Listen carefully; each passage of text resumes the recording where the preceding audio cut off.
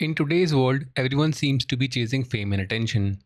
But Cillian Murphy became one of the biggest stars in the world by not chasing it at all. He is one of the Hollywood's biggest names, but also one of the quietest. No red carpets, no gossip, no mention in Los Angeles. He is someone who loves acting for what it really is. You can't just casually call me a dick. So how did this guy from Ireland become one of the most respected actors alive? Let's go back to where it all started. Back in the mid 90s, acting wasn't even on his mind. Killian's first love was music. People of our age and stuff are beginning to appreciate musicianship as opposed to catchy tune. He and his younger brother had a band called the Sons of Mr Greengenes. The name came from a song by Frank Zappa, an American rock musician known for his experimental sound and eccentric lyrics. They played in small pubs around Cork, a city in Southern Ireland. Cillian was the lead singer, guitarist, and songwriter. The band wasn't bad at all. They were actually good, and even got offered a 5 album record deal. But Cillian turned it down. The contract didn't feel right, and his brother was still in school. At that time, he was studying law at University College Cork, but he wasn't enjoying it. Something else was waiting for him. Then came the night that changed everything. He went to see a local stage play called A Clockwork Orange. It was based on the novel by Anthony Burgess, the same story that inspired Stanley Kubrick's famous film. The performance was raw and powerful, and it completely blew his mind. That night something clicked. Law school stopped making sense. The guitar went into the corner, and acting became his new obsession. His first big break came from a small local play called Disco Pigs. It was about two childhood friends rebelling against the world. Cillian played Pig, a wild and emotional character who was full of energy. The play was supposed to run for just 3 weeks, but it became such a hit that it toured around the world for 2 years.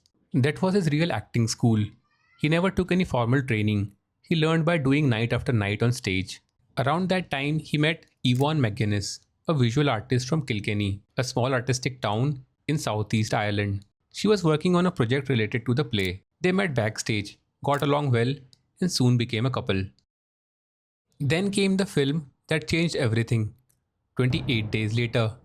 It was directed by Danny Boyle, the man behind Trainspotting and Slumdog Millionaire.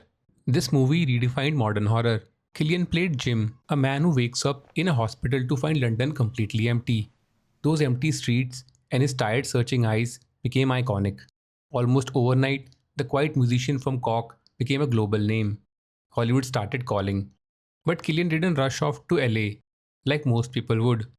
He stayed in Ireland. He once said, if you behave like a celebrity, people will treat you like one. If you don't, they will not bother. That line perfectly explains how he lives his life. He built a simple, happy life in Dublin with his wife, Yvonne, and their two sons. After spending years in London, they moved back because he wanted his kids to grow up Irish. They live in a quiet seaside area called Monkstown. Cillian once said, my life is very simple. I read books, watch movies, and listen to music. While the rest of Hollywood was chasing fame, he just kept living quietly and focused on his work. If you only know him from Peaky Blinders or Oppenheimer, you might think he only plays serious or intense roles, but he has done a lot more than that.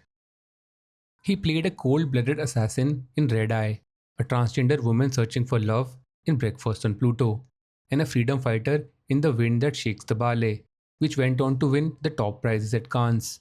He has also been in Sunshine, Dunkirk, and A Quiet Place Part 2. And recently he even produced Small Things Like These, a story about guilt and redemption set in small town Ireland. Danny Boyle once said, he doesn't need dialogue, he can say everything with his eyes. And that's true. Cillian doesn't just act, he becomes the character.